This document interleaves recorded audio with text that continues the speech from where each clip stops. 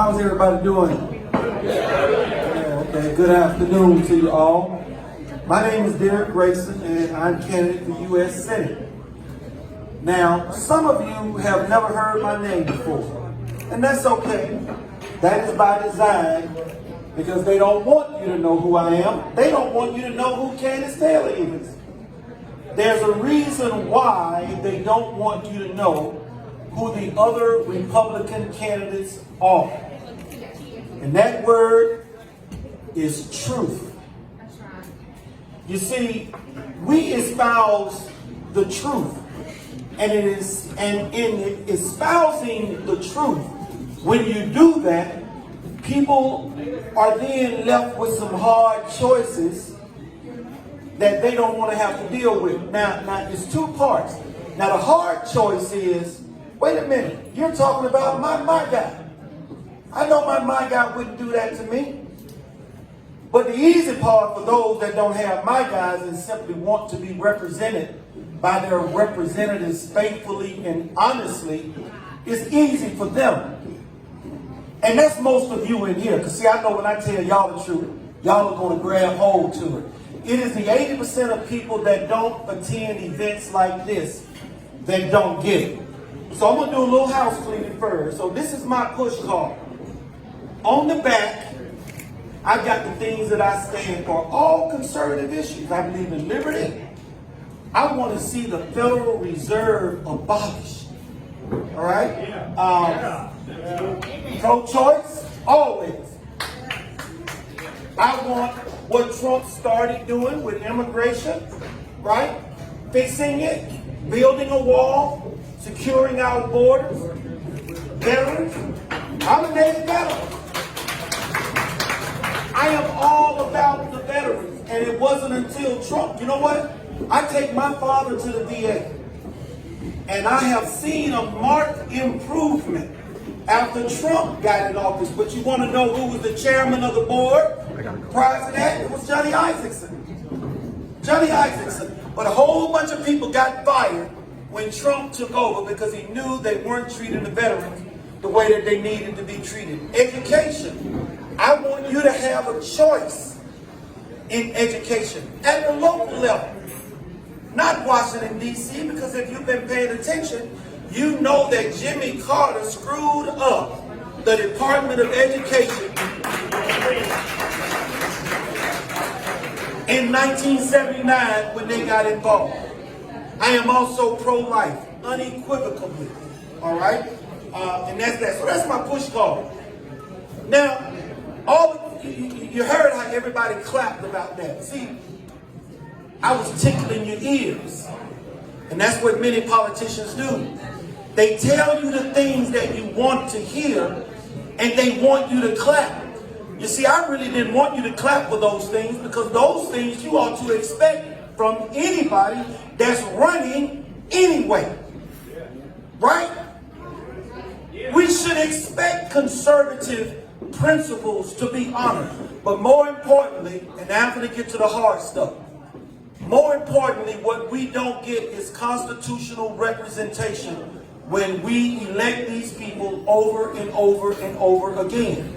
We all know Joe Biden has been up there for 40 years and hasn't done anything. But you know what bothers me the most is when I hear people that say that they are conservatives blame everything on Democrats. Well, it's all Obama's fault. Well, it's Nancy Pelosi. Well, it's Chuck Schumer. But they couldn't be more wrong. And I'm going to demonstrate that to you. But first, let me start with the ads that you have seen running of Kelly Loeffler and Doug Collins. Cutting each other up. Even some about David Perdue. Cutting each other up. So at the outset, trust me, I never make personal attacks. I don't care that David Perdue saw an opportunity to make a profit when the pandemic began by investing in CPEs. He has a constitutional right to earn a living, just like all of us. We want to be able to do the same thing, make a living. I don't have a problem with Kelly Loeffler dumping stocks. She has a constitutional right to save money if she can. That's her right. I'm not mad with her about that. I don't begrudge her. Doug Collins, I don't care that he represents murderers or rapists or child molesters. If you understand and believe in the Constitution says that everybody is entitled to a defense. That is one of the hallmarks of our Bill of Rights. So bravo, Doug Collins, you got a law degree, you apply your trade. I'm not mad with him. What do I have a problem with? I have a problem when people vote against the Constitution. You should too. Now, look, test. Raise your hands if you are okay with giving up 40% of your constitutional protections. Now, you still got 60, but raise your hands if you're okay with giving up 40%. Come on, get them up. Is that no one? Okay. 20%. If you're okay with giving up 20%, get your hands up high. Come on. I don't see nobody getting them up. All right. 10%. Can I get 10? Can't get 10. All right. Then I should see everybody's hands raised when I say, do you want 100% of your constitutional protections? Well, now, here comes Rand Paul. You've heard his name. He's been a vocal supporter of Donald Trump from day one. But not Karen Handel, not Doug Collins, not David Perdue, not many of the people that you know of that are representatives here in Georgia. You've heard of the Never Trumper movement. Now, if Rand Paul can have a 94% constitutional voting record, that means only 6% of the time he votes against the Constitution, which of course I don't agree with, but I'm sure he had his reasons. Like, for instance, all the money that they gave out for the pandemic. The reason it was unconstitutional is because government doesn't have the authority to do that. But I didn't mind because it was government that shut down the businesses. Being that they shut down businesses, caused people to not be able to go to work, caused people to have to keep their children home, government had a duty to ensure that the people could maintain their livelihoods. So I understood him voting for that bill under those circumstances.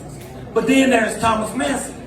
Thomas Massey has a constitutional voting record of 100% with the last rating that just came out. That means he has never voted for anything unconstitutional. Now, here's the shocker. David Perdue has a constitutional voting record of 57%. Doug Collins, 59%. Karen Handel, 49%. These are not personal attacks. These are things that you can go online and look up for yourself. Well, God darn it, Derrick, why are you bringing this up? Are you running against them or what? I'm trying to get people to understand that you won't get better until you do better. We all did something different when Donald Trump ran because they thought Donald Trump would self-implode because he don't talk like a politician. He speaks straight. He throws a football over the heads of media directly to you so that you can see for yourselves. So that you can see for yourselves and not have it filtered to you through the media. When these people vote against the Constitution, those things that they vote against the Constitution on are the things that hurt you the worst. Now, why is it so important that you not vote for a politician that votes against the Constitution? And then I'll be done when I tell you this, and you can make up your own minds. Donald Trump made a bunch of promises when he got elected. I'm going to repeal Obamacare. I'm going to build a wall. I'm going to do X, Y, Z. All of those promises required legislation. But we only got legislation on two of the major ones. Criminal justice reform. Well, the Democrats wasn't going to vote against that because then they would have had to have explained to black people, why are you not supporting criminal justice reform when Donald Trump, the alleged racist, is? See, that wouldn't have worked. So they had to support that. Then tax reform. We've been screaming for tax reform for decades, and we finally got some tax relief. The Republicans had to go along with that. They couldn't go against Donald Trump on tax reform. So then, Derrick, what's the problem? Everything else that Donald Trump has accomplished, he has had to do basically by himself, by means of executive orders. That's because your representatives, that's right, I didn't vote for a single person that's up there now except for Donald Trump. I did not. Donald Trump had to do it through executive order. He shouldn't have. He had to fund the wall by manipulating where money went. Paris Peace Accord, executive order. Giving the church the freedom to speak again off of the Johnson Amendment, executive order. Time and time again, executive order, because the Republicans, what I call RINOs, shortchanged you. In 2016, after Donald Trump won, 40 plus, I think the number is 45, 40 Republicans quit. Trey Gowdy, Paul Ryan, and a number of others that were high profile, that had the ability to stop, you hear me? To stop the phony investigation when it got started. I remember when Trump came out during his campaign, I'm being spied on, and everybody said he was lying. But he wasn't lying. We all know he was telling the truth. But when Trey Gowdy was asked about it, Trey Gowdy said, well, I think that my fellow citizens appreciate what the FBI did and how they handled this case. Do you? Comey is having to testify right now about what he knew, and he's dummying up, saying he didn't know anything. So at the end of all of this, if you continue to elect Republicans that decided that they needed to support Trump in order to be re-elected again so that they can continue to vote against the Constitution, go ahead and continue voting for them and you get what you deserve. But if you want somebody that is going to honor 100% of the Constitution, 100% of the time, you need to do something different. Now, if you don't like the way I talk, if I've said something to offend you about you're my guy, I'm sorry. If you don't like the way I part my hair, I'm sorry. You got Candace Taylor. I don't know where she went to. She's in here. There's also another lady by the name of Annette Davis Jackson. The two of them believe in the Constitution as much as I do. That's how important it is to me. I served in the Navy. I understand what service is. I'm a preacher. I know what it is to serve others. You remember when Jesus asked Peter to wash his feet and Peter didn't want to? Peter wanted him up on a pedestal. You ought to be, that's politicians want to serve. The power is yours, not these people in Washington, D.C.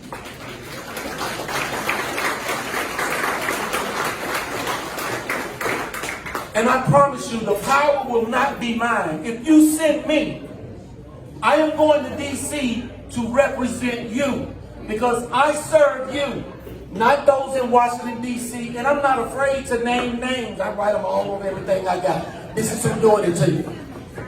I don't care if they don't want to be my pal. I'm not going to be anybody's pal. If you are against your constituents, I want you gone. Thank you very much. You can find me.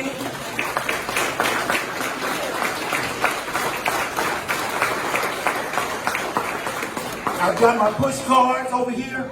My web address is GraysonForGeorgia.com. We're in our last push. Support us any way you can. And like I said, if you don't send me, you have two other choices. But for God's sakes, please don't send these people back. They are not serving the constituents of Georgia, and that's a fact. Thank you. Okay.